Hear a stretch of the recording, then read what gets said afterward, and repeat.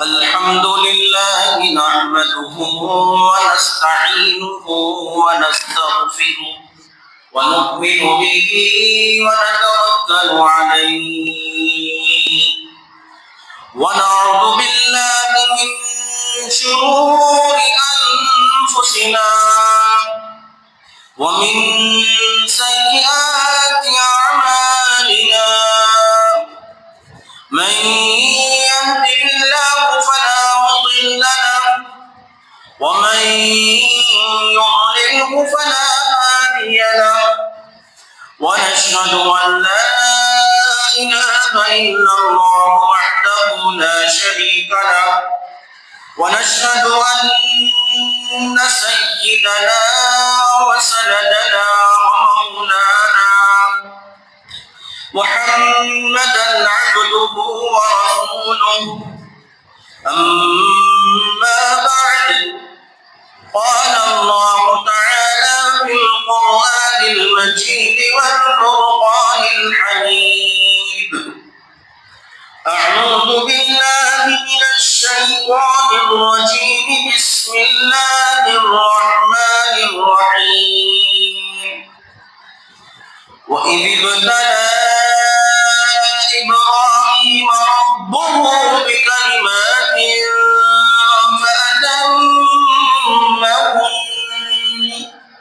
قال إني جاعلك للناس إماما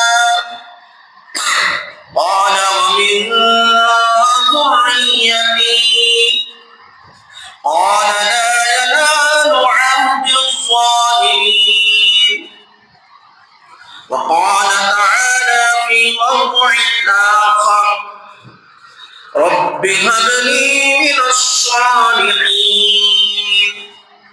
فبشرناه بغلام حليم وقال تعالى في موضع آخر قلنا يا نار كوني بردا وسلاما على إبراهيم وإذا بطشتم جبارين وإذا بطشتم جبارين وإذا بطشتم جبارين اللهم رب اشرح لي صدري ويسر لي أمري واحلل عقدة من لساني يفقهوا قولي رب اشرح لي صدري ويسر لي أمري واحلل عقدة من لساني يفقهوا قولي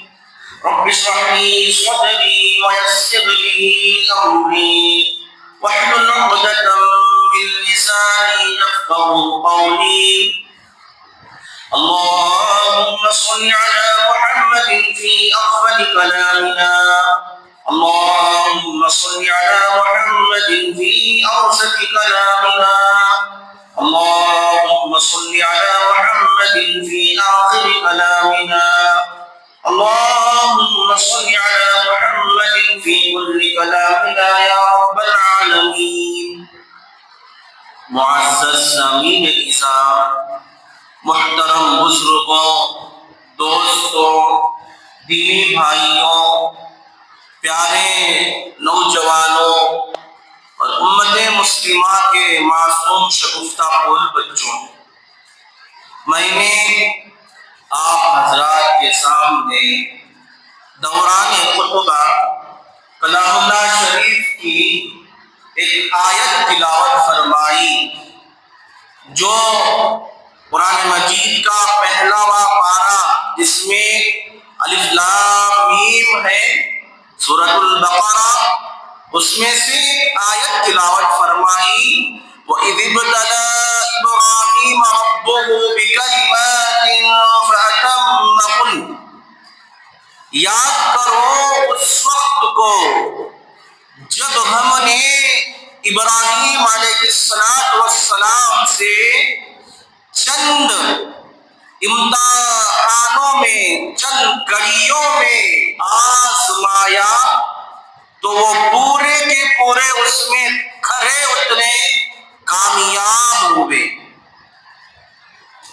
گزشتہ جمعہ آپ حضرات نے سنا حضرت ابراہیم علیہ السلام ان کے اندر بچپن ہی سے توحید کا ایک جذبہ تھا، اللہ کو پہچاننے کا ایک ملکہ تھا، اللہ کو جاننے کی ایک لگن تھی، اللہ کو پہچاننے کا ایک شوق تھا، ایک طریقہ تھا۔ انہوں نے اس کے وقت جو نمرود خدا بنا بیٹھا تھا اسے جا کر سمجھایا اور اسے بتایا میرا پروردگار وہ ہے ربی الذی یحیی و یمیت، وہ پھر اس کے دلائل پیش کیا غلط سلط۔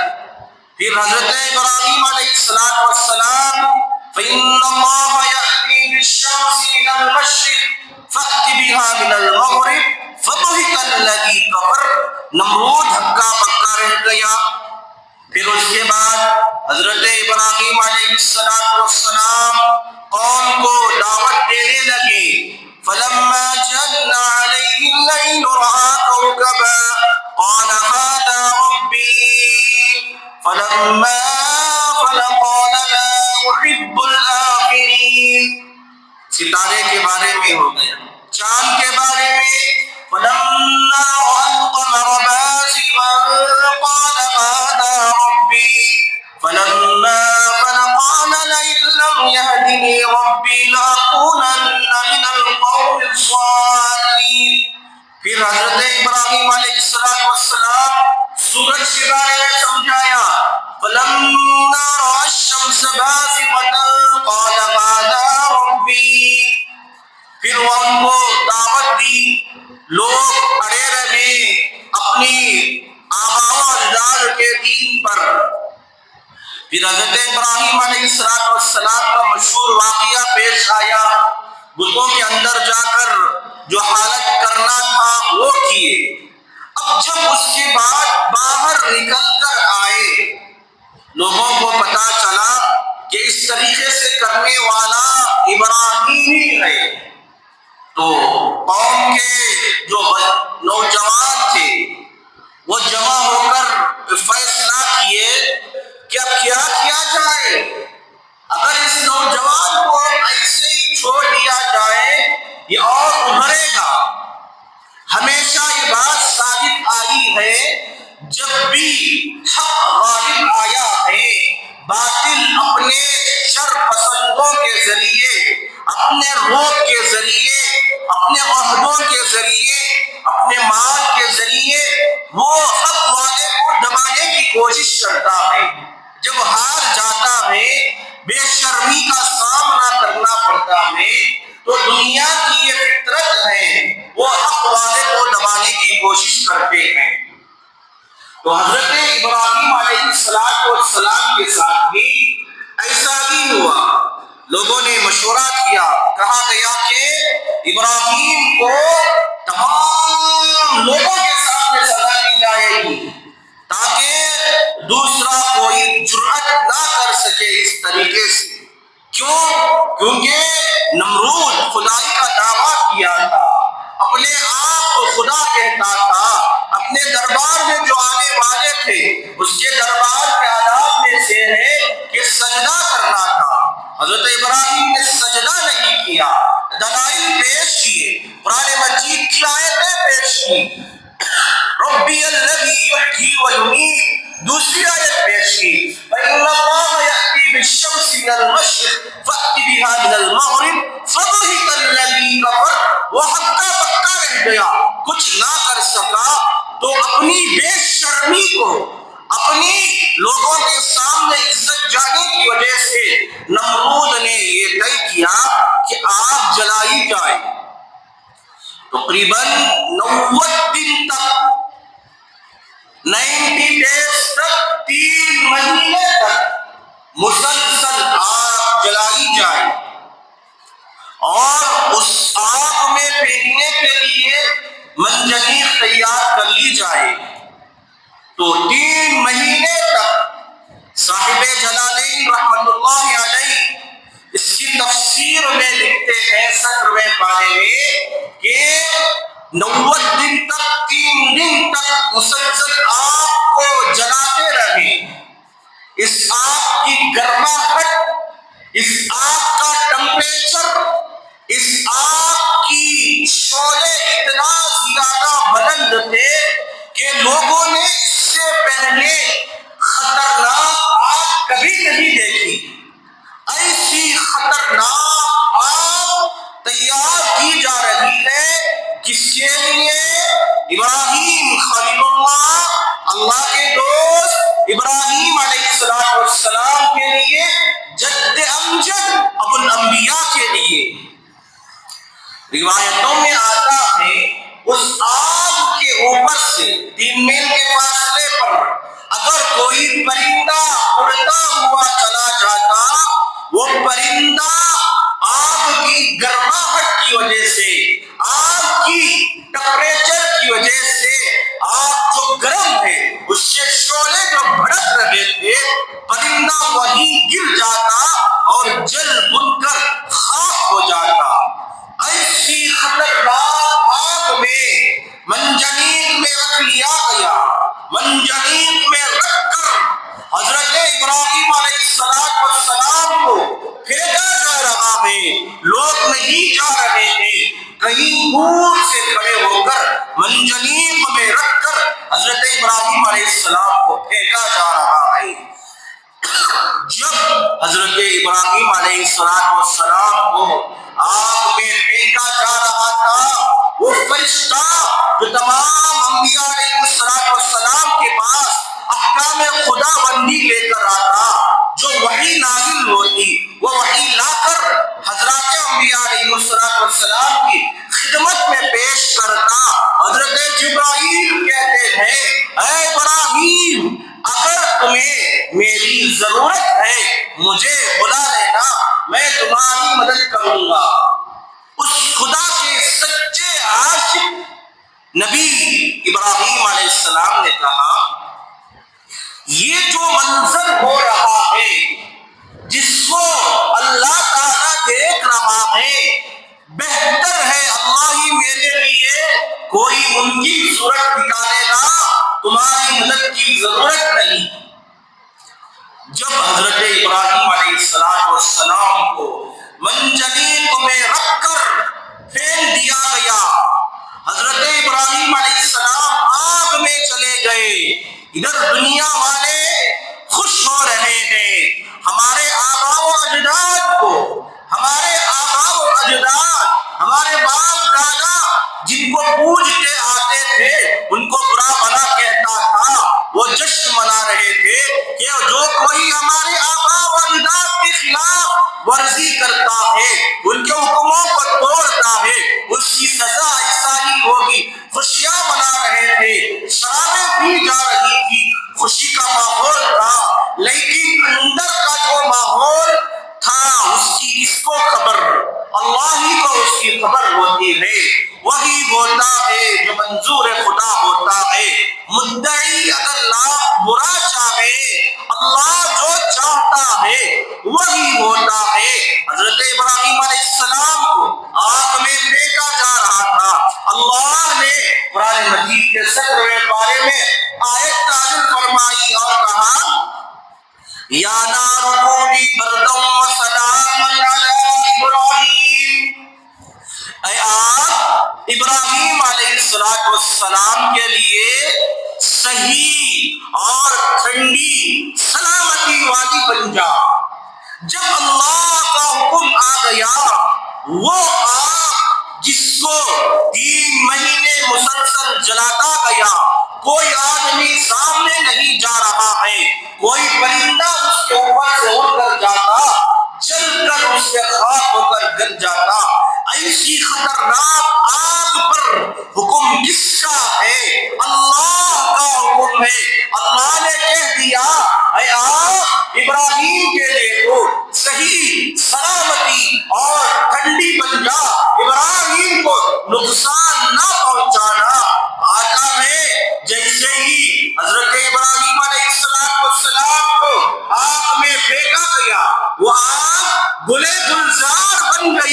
پھولوں کا باغ بن گیا۔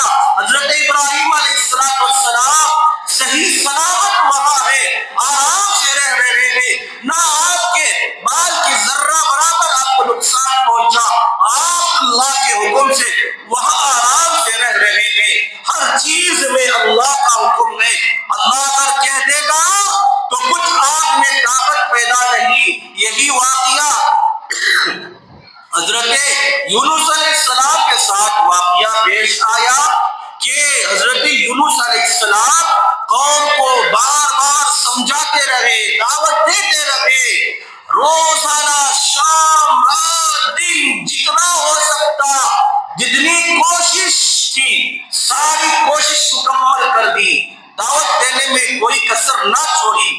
لوگوں نے آپ کی بات نہ مانی، آپ نے دیکھا کہ عذاب کے اثر آ رہے ہیں، آسمان لال ہو رہا ہے، اب ان پر عذاب برسنے والا ہے۔ تو حضرت یونس علیہ السلام اچانک علیحدہ نکل جاتے ہیں قوم کو بتائے ہوئے۔ وہاں جب کشتی میں جاتے ہیں وہاں معلوم ہوتا ہے ایک آدمی ایسا آیا ہے جو اپنے آقا کی اجازت کے بغیر آیا ہے، اگر وہ نیچے اتر جائے گا کشتی چلے گی۔ حضرت یونس علیہ السلام اٹھ کھڑے ہوئے، لوگوں نے کہا آپ نبی ہیں، آپ کیسے ہو سکتے ہیں؟ تو سارا ماجرا سنایا۔ وہاں دریا میں حضرت یونس علیہ السلام کو پھینکا گیا۔ اللہ نے کہا اے ویل، اے مچھلی، اے بڑی مچھلی، میرا اس میں نبی آ رہا ہے، میرا برگزیدہ بندہ اس میں آ رہا ہے، تجھے حکم یہ ہے کہ صرف اپنے اندر نگل رکھ کر رکھنا ہے، اسے چبانا نہیں۔ اللہ کا حکم جب مچھلی نے یہ سنی، حضرت یونس علیہ السلام وہاں صحیح سلامت اندر چلے گئے اور چند دنوں کے بعد باہر آئے۔ خلاصہ کلام، جب اللہ کا حکم آ گیا آگ ٹھنڈی ہو گئی۔ حضرت یونس علیہ السلام جب مچھلی کے پیٹ میں تھے اللہ نے حکم کہہ دیا کہ اس کو نقصان نہ پہنچانا، تو مچھلی بھی نقصان نہیں پہنچائی۔ یہ اللہ کا حکم ہے، اللہ سب سے بڑا ہے، اللہ کرنے والا ہے، اللہ کی قدرت ہے۔ اللہ نے آپ سے اپنی قدرت سے زمین و آسمان کو بنایا، زمین کے نیچے جو پانی ہے، جو مخلوقات ہے، ان کو پیدا کیا۔ اللہ نے 18,000 مخلوقات کو پیدا کیا، ہر ایک مخلوق پر اللہ کا کنٹرول ہے۔ خلاصہ کلام میں کہہ رہا تھا جب حضرت ابراہیم علیہ السلام کو آگ میں پھینک دیا گیا، بہت دن وہاں رہے، اس کے بعد آگ سے صحیح سلامت باہر نکل کر آئے۔ قوم میں یہ معلوم تھا کہ ابراہیم کو ہم نے وہاں بھیج دیا، وہ جل کر خاک ہو گیا، لیکن جب آئے حضرت ابراہیم علیہ السلام حق کی شکل میں آئے، حق بن کر نمودار ہوئے، باقی لوگ نمرود کے لوگ دیکھا کہ حضرت ابراہیم علیہ السلام کے چہرے پر، ان کی پیشانی پر ایک بل بھی نہیں آیا، نہ جلن کا، نہ آگ جلا سکی، نہ کوئی تکلیف ہوئی، آرام سے آپ آ رہے ہیں۔ آخر کار جب حضرت ابراہیم علیہ السلام صحیح سلامت آگ سے واپس نکل کر آئے، نمرود کے لوگوں نے آپ کا انکار کیا، آپ کو ستانا شروع کر دیا، آپ کو دھمکانا شروع کر دیا۔ جہاں نمرودیوں نے ستانا شروع کیا، خود آپ کے خاندان کے لوگ، آپ کے گھرانے کے لوگ آپ کے ستانے کے در پر ہو گئے تھے۔ ایسی نازک حالت میں حضرت ابراہیم علیہ السلام کو اللہ حکم کرتے ہیں اے ابراہیم تم یہاں سے ہجرت کر کر چلے جانا۔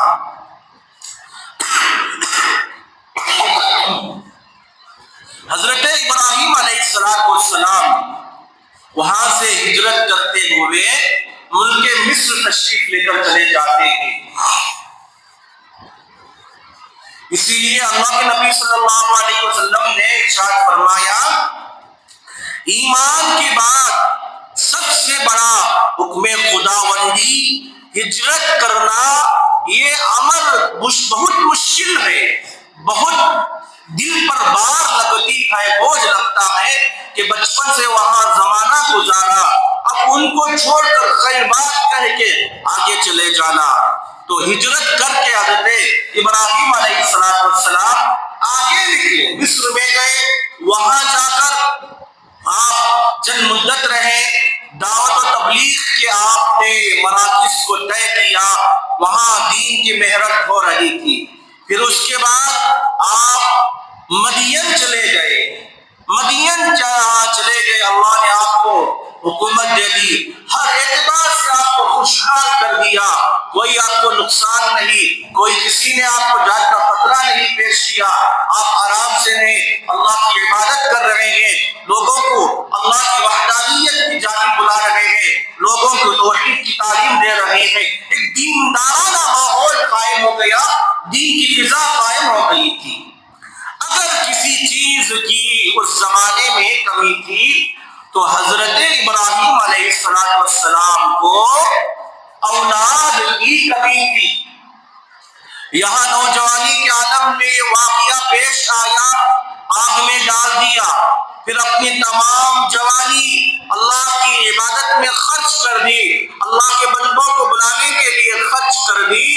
80 برس کی عمر، اور ایک روایت میں لکھا ہے 99 برس کی عمر میں اللہ سے عرض کر رہے ہیں، رب ہب لی من الصالحین، اے میرے پروردگار مجھے نیک صالح بیٹا عطا فرما۔ فبشرناہ بغلام حلیم، سو اللہ تبارک و تعالیٰ نے حضرت ابراہیم علیہ السلام کو ایک بردبار ہونہار لڑکے کی خوشخبری دی۔ جب حضرت سارہ اولاد سے مایوس ہو چکی، حضرت سارہ آپ کی بیوی تھی، اولاد سے جب مایوس ہو چکی تھی تو حضرت سارہ کی ایک باندی تھی جن کا نام حضرت ہاجرہ تھا۔ اب آپ کی بیوی کی باندی، حضرت سارہ کی باندی حضرت ہاجرہ کو حضرت ابراہیم علیہ السلام کو حوالے کر دیا، تحفے میں دے دیا کہ اے میرے سرتاج یہ باندی میری تھی، میں آپ کو دے رہی ہوں، آپ اسے رکھ لیں۔ اب حضرت ابراہیم علیہ السلام کے پاس یہ باندی آ گئی، خدا کا کرنا ایسا ہوا چند دنوں کے بعد حضرت ہاجرہ کے بطن سے حضرت اسماعیل علیہ السلام پیدا ہوئے۔ کیونکہ آپ کو اولاد کی کمی تھی، اللہ سے دعائیں مانگ رہے تھے، اسی لیے کہا گیا کہ اللہ سے بار بار دعائیں مانگنا چاہیے، بار بار مانگنا چاہیے، دعا قبول ہوگی۔ 80 برس کی عمر میں، 99 برس کی عمر میں پہنچ گئے، جب دعا مانگے اللہ اولاد کی خوشخبری سے نواز دیا۔ اس لیے آج بھی دعا میں وہ تاثیر ہے، دعا مومن کا ہتھیار ہے۔ اس لیے ہماری جو پریشانیاں ہیں، ہماری جو حاجتیں ہیں، ہماری جو اللہ سے مانگنے کی چیزیں ہیں، اسے بار بار مانگتے رہنا چاہیے، ایک بار مانگ کر نہیں تھک کر بیٹھنا۔ اللہ مجھے جب تک نہیں دے گا میں تب تک مانگتا رہوں گا، چاہے میرے اس میں 10 سال لگ جائے، 20 سال لگ جائے، یا میں یہاں سے ختم ہو کر چلا جاؤں، اللہ میری دعا کا بدلہ مجھے قیامت کی دن عطا کریں گے۔ بہرحال اللہ نے حضرت ابراہیم علیہ السلام کی دعا قبول کر لی تو اولاد کی نعمت سے نوازا۔ پھر چند دن کے بعد آپ کی اہلیہ محترمہ حضرت سارہ رضی اللہ عنہا سے اولاد ہوئی، جن سے حضرت اسحاق علیہ السلام پیدا ہوئے۔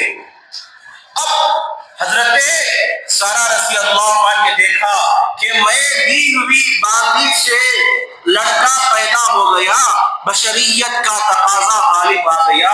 حضرت ابراہیم علیہ السلام سے کہا، اے میرے سرتاج، اے میرے آقا، اس ماں کو، اس باندی کو میری آنکھوں سے اوجھل کر دے، کہیں دور لے کر چلے جائے۔ اتنے میں اللہ تبارک و تعالیٰ کا حکم آ گیا، اے ابراہیم اپنی بیوی اور اپنے اولاد کو کسی غیر ذی زرع مقام میں چھوڑ کر آنا، ایسی جگہ جہاں نہ کوئی درخت اگا ہو، نہ کوئی آدمی آتا ہو نہ جاتا ہو، نہ کوئی وہاں رہتا ہو، چٹیل میدان ہو، ویران جگہ ہو، ایسی ویران جگہ میں جا کر چھوڑ کر آنا۔ حضرت ابراہیم علیہ السلام اپنی بیوی حضرت ہاجرہ کو لیے، اپنے بچے کو جو بہت بڑی عمر کے بعد پیدا ہوا اس بچے کو لیے، ساتھ میں چند کھجوریں اور مشکیزہ بھرا ہوا پانی لے کر راستے سے نکلے۔ جب راستے سے نکل رہے تھے، اللہ تبارک و تعالی حضرت ابراہیم علیہ السلام کا یہ ایمان دیکھنا چاہ رہے تھے۔ آیا ابراہیم میری محبت کو ترجیح دے گا یا اولاد کی محبت کو ترجیح دے گا؟ حضرت ابراہیم جد امجد ابو الانبیاء حضرت ابراہیم علیہ السلام سر تا پیر مجسم عشق خداوندی بنے ہوئے تھے۔ وہ کب اللہ کی محبت کو انکار کرتے، اللہ کی محبت کو ترجیح دیتے ہوئے اپنی اولاد حضرت اسماعیل علیہ السلام، اپنی بیوی حضرت ہاجرہ کو لے کر چٹیل میدان کی جانب نکلتے ہیں۔ جب ایسی جگہ چلے گئے جہاں غیر ذی زرع مقام ہے، نہ کوئی آتا ہے جاتا ہے، نہ درخت ہے، نہ پانی کا انتظام ہے، نہ کوئی پرندہ وہاں آتا ہے، ایسے چٹیل میدان میں چھوڑ دیے۔ آج جہاں بیت اللہ شریف ہے وہاں چھوڑ دیے تھے۔ اب جب حضرت ابراہیم علیہ السلام وہاں چھوڑ کر آگے بڑھ رہے تھے، آپ کی اہلیہ محترمہ حضرت ہاجرہ رضی اللہ تعالیٰ عنہ آپ کا ہاتھ پکڑ لیتی ہیں اور کہتی ہیں، اے میرے سرتاج، اے ابو الانبیاء، اے میرے آقا، یہ تو بدلا بتا دو مجھے، یہاں کیوں چھوڑ کر جا رہے ہو؟ کیا خدا نے میرا آپ کو حکم دیا ہے؟ اگر اللہ حکم دیا ہے تو خدا میرے لیے بہتر صورت نکالے گا۔ یہ کہہ کر حضرت ابراہیم نے کہا اللہ کا یہ حکم ہے۔ آگے جا رہے ہیں، جب تھوڑی سی دور گئے، بیوی اور بچے کو پلٹ کر دیکھتے ہیں، پھر آگے بڑھتے ہیں، پھر پلٹ کر دیکھتے ہیں، پھر پلٹ کر دیکھتے ہیں۔ جب آنکھوں سے بیوی اور بچہ اوجھل ہو گیا، ذرا تصور کرے حضرت ابراہیم علیہ السلام جد امجد ابو الانبیاء پر اس وقت کیا حالت گزری ہوگی۔ 99 برس کی عمر میں لڑکا پیدا ہوا، اس کے بعد لڑکے سے محبت زیادہ تھی، اس کی محبت میں کمی ہو رہی ہے، غیر ذی زرع مقام میں چھوڑ کر آ رہے ہیں۔ تصور کرنے کی ضرورت ہے حضرات۔ اللہ کے حکم سے آگے بڑھ کر گئے، جب اپنی بیوی اور بچہ آنکھوں سے اوجھل ہو گئے، نظر نہیں آئے، تو حضرت ابراہیم نے اللہ سے کہا، اے باری تعالیٰ، اے اللہ سبحانہ و تعالیٰ، آپ کے حکم پر میں نے اپنی بیوی اور بچے کو ذی زرع مقام میں چھوڑ دیا ہوں، آپ ان کی حفاظت کرنا۔ یہ دعا کہہ کر حضرت ابراہیم علیہ السلام وہاں سے چلے گئے۔ جب تک کھجوریں تھیں، پانی کا مشکیزہ تھا، یا کھانے پینے کی جو چیزیں تھیں وہ کھا کر حضرت ہاجرہ رضی اللہ تعالیٰ عنہ حضرت اسماعیل علیہ السلام زندگی گزار رہے تھے اور وہاں رہ رہے تھے۔ جاتے جاتے ایام بڑھتے گئے، آپ کا جو کھانے کی خوراک تھی وہ ختم ہو گئی، وہ کم ہو گئی، نہیں کے برابر ہو گئی، فاقے پر فاقے شروع ہو گئے۔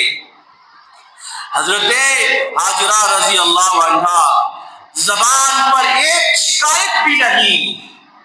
یہی حضرت ہاجرہ رضی اللہ عنہ کے سیرت سے ہمیں یہ سبق ملتا ہے کہ کہ مصیبت آ جائے، پریشانی آ جائے، تکلیف آ جائے، مصیبتوں کے پہاڑ ٹوٹ پڑے، ظلم و ستم کی چکی میں پیسا جا رہا ہو، اگر اللہ کا یہ حکم ہے یہ حرف شکایت بھی زبان پر نہ لائے۔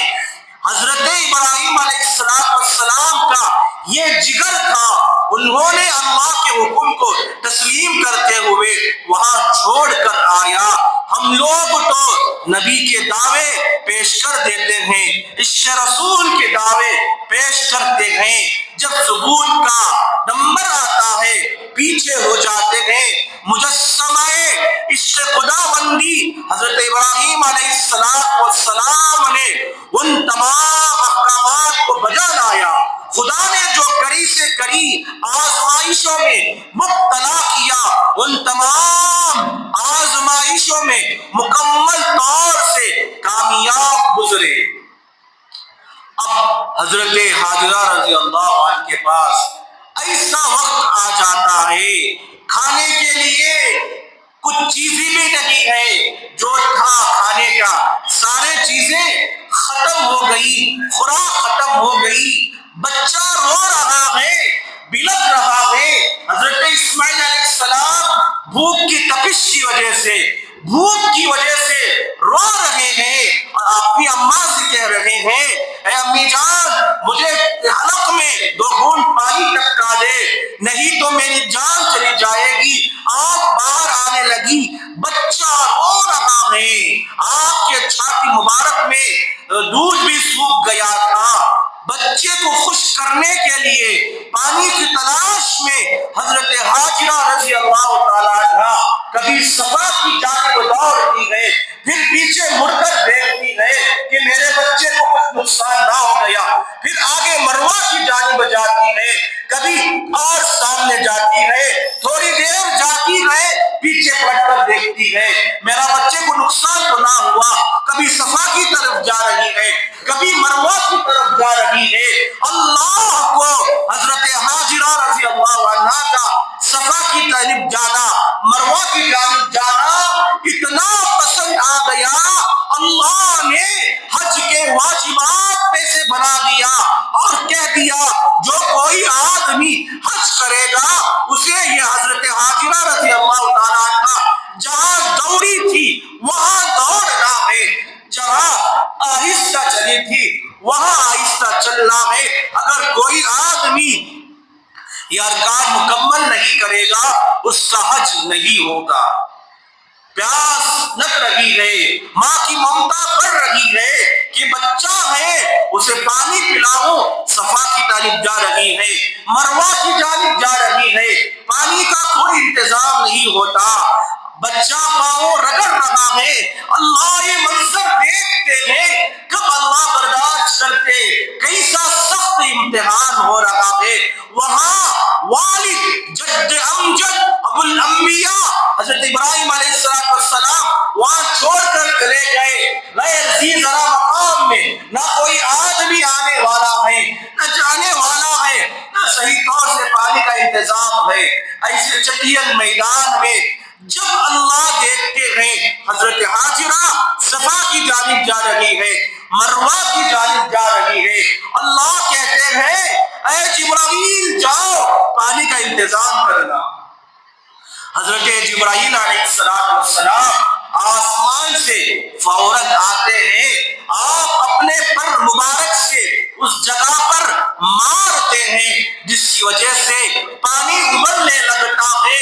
حضرت حاجرہ صفا کی جانب چلی گئی، پھر مروہ کی جانب آ کر دیکھتی ہے کہ پانی یہاں آ گیا، خوش ہو جاتی ہے اور خوشی کے عالم میں کہتی ہے زمزم زمزم ٹہل جا ٹہل جا۔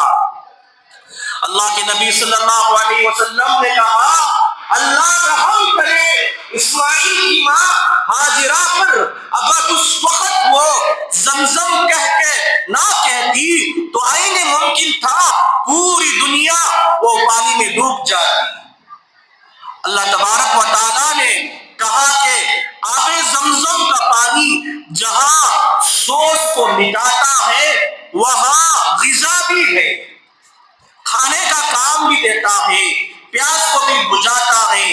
حضرت ہاجرہ رضی اللہ تعالی عنہ، حضرت اسماعیل علیہ السلام، حضرت اسماعیل علیہ السلام وہاں زندگی بسر کر رہے تھے۔